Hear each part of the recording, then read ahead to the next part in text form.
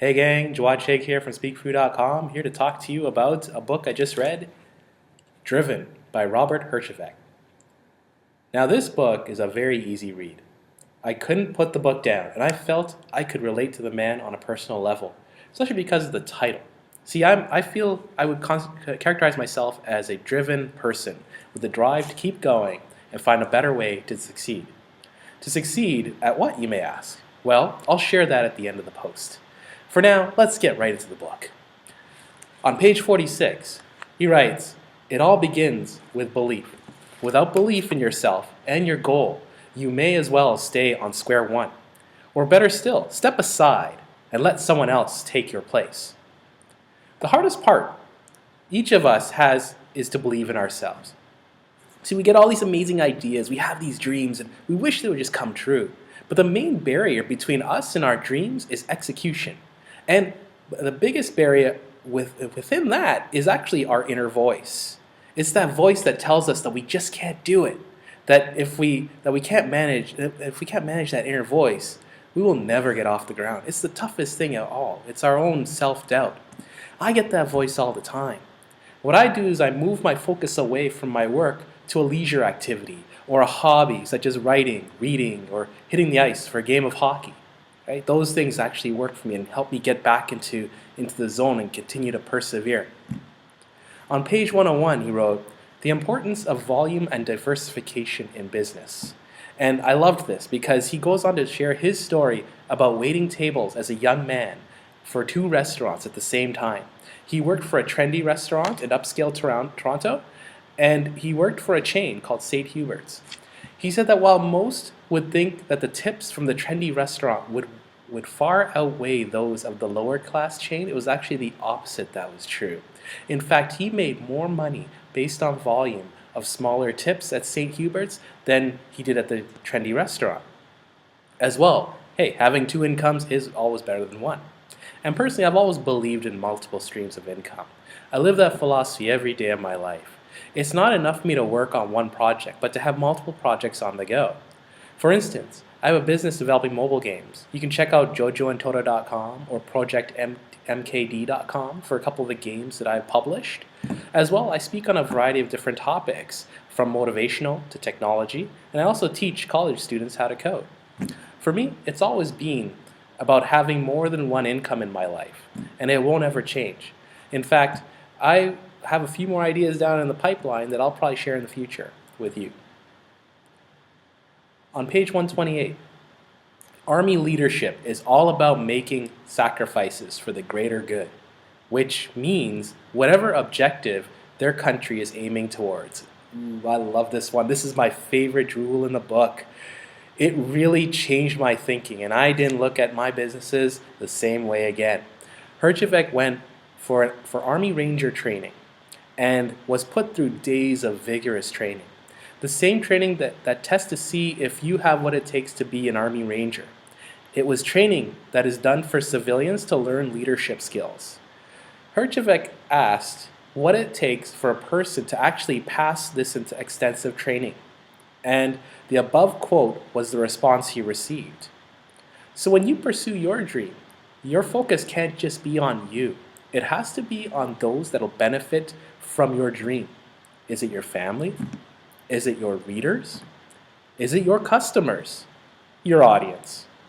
Darren LaCroix, one of my favorite motivational speakers, says that it ain't about you, it's about the audience. Definitely check out Darren's works at darrenlacroix.com. When I write for this site, my goal is always to think about what you will get out of it, how you can benefit from my lessons. In reading this book, when I published my children's book, for example, I wanted kids to believe in themselves and love themselves. In your dream or goal, look for the bigger picture like the Army Rangers do. They always look for the greater good. In fact, one of my favorite quotes, it's a funny story from the movie Incredibles, Disney's Incredibles, where the character Frozone that Samuel L. Jackson plays, he's looking for his super suit. I love saying this line, "Where's my super suit?" It's when the whole city's coming down in pieces from a bad guy, and he can't find his super suit to get dressed into. His wife had put it away for cleaning, and he goes, "It's for the greater good." And his wife responds, Greater good, I am your wife. There is no greater good than me. When it comes to greater good, I always chuckle and I always think about that line. It's hilarious. Moving on, page 177. Is there a price for intense dedication to success? Of course there is. Everything in life has a price, which probably separates winners from losers in business, sports, and life itself. My second favorite jewel. It serves as a reminder of why I get up in the morning. I work today for a better tomorrow. It also ties back to the first point about believing in yourself. Without belief, this dedication means nothing. You will give up quickly. There will always be pain, and you need to find a way to manage the pain and keep going. Ask yourself, what are your outlets? What are you doing that brings joy to your life? Is your dream or goal something you're passionate about, or is it about making money?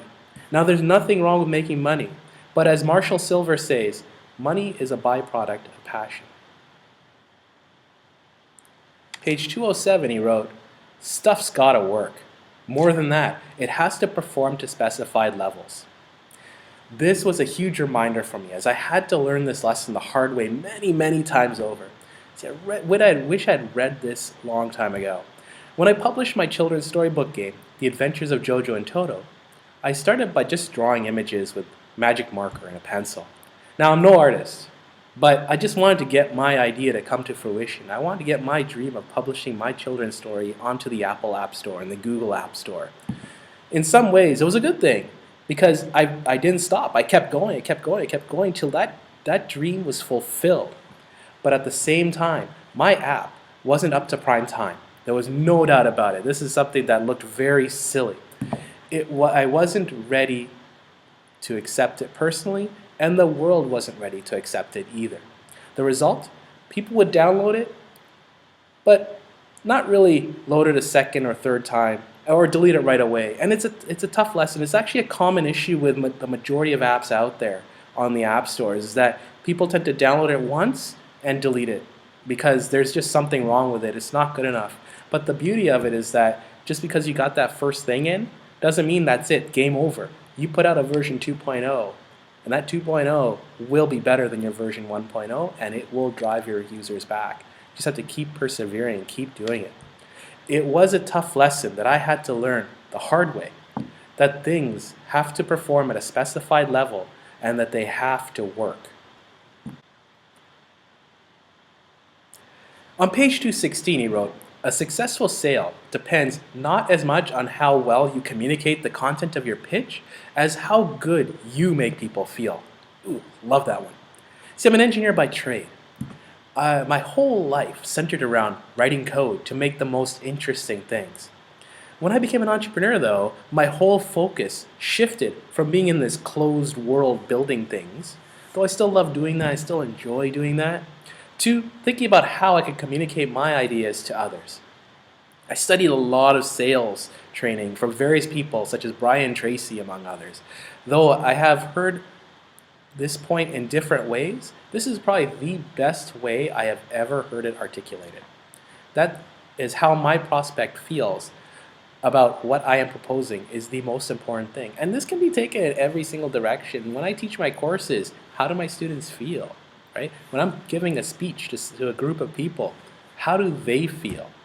Right? You may have heard this a number of times, but it's really important that you make them feel amazing after they've heard what you thought. One of the ways I utilized this was in the courses I teach. See, I teach iPhone app development at the college level, and in the past, students felt it difficult to keep up with my lessons. See, the way the lessons worked was that we would build an app from scratch as a learning objective. It was a task that might take between 1 and 3 classes depending on the complexity of the app because it took time. But we'd build the simplest of apps and they were fun, but there was always something that would slow us down because somebody would miss a line or miss a step and we'd have to pause the class and it would take a long time. So some of my students suggested that, why don't you make videos of these things and post these online for us to review? And it's a challenge because as a professor, you're worried that, okay, so if I publish my lectures online, what's the point in coming in? And I found that actually the opposite's true. They come in, they pay more attention to you because they know that there's a video there that they can go home and do the stuff on their own with. It's been a success so far, and I've had a ton of positive feedback. And I've actually gone nuts on YouTube and started publishing videos like crazy onto my YouTube channel. A huge hit. So students still do come to class to watch me teach the lessons and will go home and try and build the apps themselves. So it's the same technique that I would use when I was building apps myself, because when I was first learning how to build apps, I was looking for YouTube videos, and it took me 3 weeks to learn how to build a simple app that would take 2 screens, a home page and a second page, make a button, click on that button, and then go to the second page. Now in the programming world, it's actually not a very difficult thing to do, but it took me 3 weeks to find a simple video that would show me how to do that on an iPhone app. But once I figured that out, then life was downhill. So if it took me that scenario to learn, then I'm pretty sure my students are in the same boat as well. It's a major problem that professors have when publishing lectures online, is just trying to get the idea of sharing their content with the world, but it's actually a win-win situation and something that should not be feared at all. On page 247 he wrote, "It was more money than I had ever imagined earning in my entire life. I turned it down. I feared that if I accepted their first offer, they might grow suspicious. I had nothing to hide, but neither did I want AT&T to believe I was anxious." It's all about negotiating here. Negotiating's hard. There's no doubt about it. Having to go in and fight for what you want and not coming off as a mean person or getting ripped off for that matter. Interestingly enough, this was the point where Herjavec was about to sell his company to AT&T. And he was in the negotiation phase, and it was actually a great chapter on learning the art of negotiation. Interestingly enough, though he turned down the first offer, even though he loved it, it was great, he turned it down. AT&T did raise their stake and offered even more money, just waiting to see how much they would go by. That's all he did. He wanted to see how much more they would go up by. And he had a number of good reasons for it as well, because he didn't want to come off as someone desperate, or maybe there was something to hide. There was a number of reasons that he stated for not accepting that first offer, which is great. I have a friend, Yasser, who's an expert negotiator. He's learned to become one as a professional real estate agent. And one of the things he taught me is that you should never go to negotiation without 3 goals in mind of what you're willing to accept. At minimum, you should have something that the bare minimum that you want to accept. Then you should have the maximum that you want to accept. And then you should have the middle, the just right. Now you might think it's kind of funny, the maximum, like why not ask for the world? But again, you have to be very careful that negotiation should be a win-win scenario. One side should not feel like they're being taken for a ride. So it's very important that you don't do that. And at the same time, having your minimum to make sure that you don't get taken for a ride. So it's a very tight rope that you walk. And because of Yasser's lesson and Herjavec's advice, I was able to negotiate a winning situation for both myself and the other party when I had a dispute over purchasing a car years ago. And you can see that blog post on my site, speakfoo.com, as well. It also helps me in negotiating contracts with software vendors who are to do work with me. Most of the time it's a win-win scenario, and other times it's a pain in the rear. But overall, it's a lesson that helped me immensely. There are so many lessons here that can be learned, and these are just a drop in the bucket. So I highly recommend you go out and grab this book. And in fact, you can click on the link below to get it off of Amazon and tell them I sent you. Before I go though, I mentioned I had a goal, and that goal was to become a self-made millionaire. So there, I'm sharing it with you. I've had this dream for years now, but I've kept it to myself. And here's the thing, it wasn't until I listened to this CD by Marshall Silver, in which he said that if you announce your dream to the world, you're putting yourself on notice that to get that dream done, and you'll work your hardest to get that dream done. So there, I said it, and I expect all of you to hold me accountable for it. I expect a future post on his book, Passion, Profit, and Power. So until next time, go out there and make your dreams come true. I'm Jawad Sheikh for speakfoo.com. Thanks for listening. Bye now.